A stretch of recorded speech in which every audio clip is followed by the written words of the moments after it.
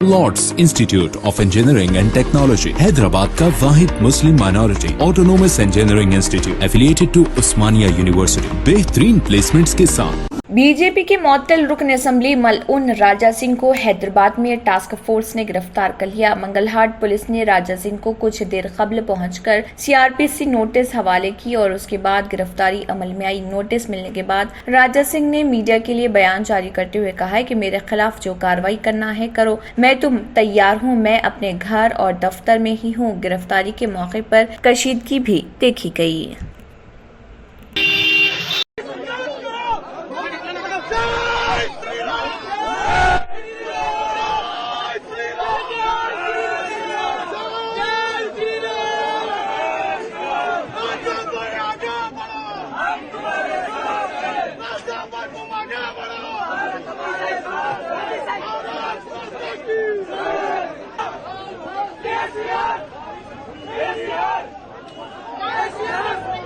अगर आपने हमारे चैनल को अभी तक सब्सक्राइब नहीं किया है तो यहाँ पर रेड कलर का सब्सक्राइब बटन दिख रहा है, उसे क्लिक करें और हमारे चैनल को सब्सक्राइब कीजिए और साथ ही साथ बेल आइकन को भी क्लिक कीजिए, जिससे आपको ताज़ा अपडेट मिलती रहे।